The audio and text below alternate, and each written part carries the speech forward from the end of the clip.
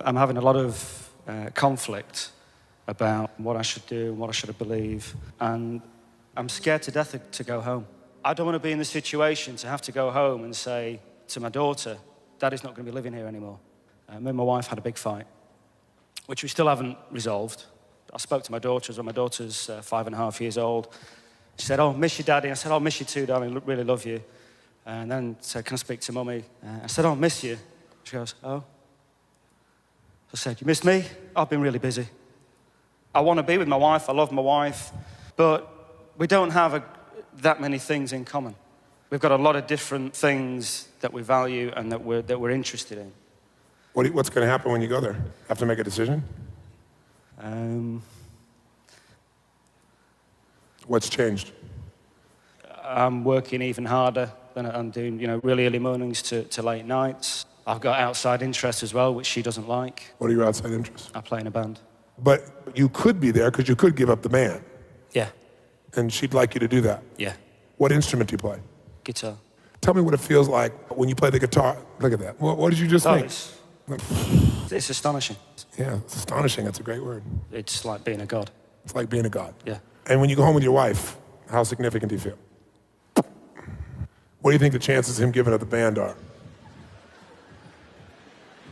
No. No way. No way. He'll give her up before he'll give up the band. We had a fight about that about a year ago. It was a case of you will do something about this or else, and we came to a compromise. And what was that compromise? That I would only play, 3 times a month, something like that. I see. She's saying, here's something that makes him feel like a god, and the maximum you can be godlike is 3 times a month. And here's what I want from you. By the way, I love you. But she wouldn't see it that way, I'm sure, because what she's saying is you're not here with your family, you're not here with me, you're not here with your kids, you're not here with whatever. She has a different perspective, fairly. But I want you to see his window on the world first. Do you love your wife? Yes. Why'd you pause? I'm questioning it. Yeah. The reason he's questioning it is because he's not fulfilled there. So if I'm not fulfilled, how could I love her? And if she doesn't want me to be completely fulfilled, how can I love her? And even if I love her, I don't want to believe I love her because then I'm trapped. How far off am I? Bang on. Well, if I asked your wife, what's her name? Andrea. If I asked Andrea, score Neil for me, how significant does he make you feel? Let's do that. I want to switch hats. You're in her body right now. Mm-hmm.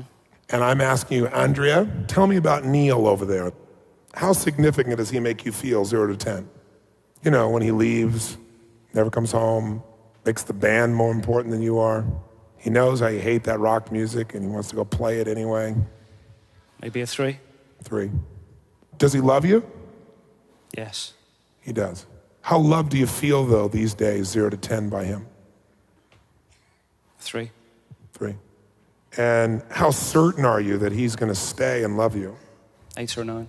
8 or 9. How certain do you feel, though, in moments about that? I think an 8. You're thinking as yourself right now. How many ladies agree with me? Raise your hand. This is where you're deluded. How much variety does he bring home to you? Surprise, desires, playfulness you don't expect to serve you, to light you up. 0 to 10. 5. 5. How much you guys growing together? None. 0? 0. How much do you feel like he's trying to contribute to you? From your perspective, Andrea. Probably 0. So here's a man who wants to contribute nothing to you. On a 0 to 10 thinks you're a 3 in importance. On a 0 to 10 thinks you're a 3 of love.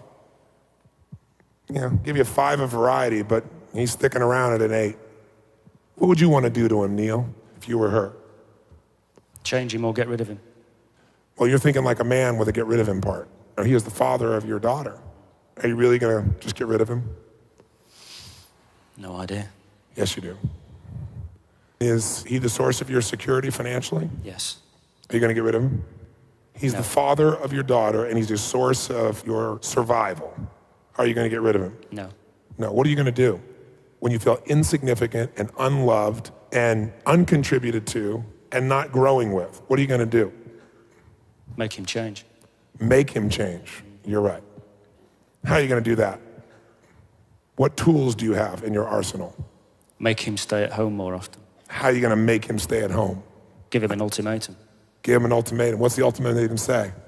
It says you spend more time at home and you don't go off playing with the band. Or I leave.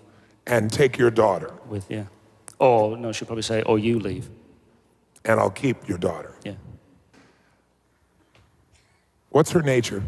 Not when you're frustrated with her, when she's feels herself, not when she's stressed. What's her nature?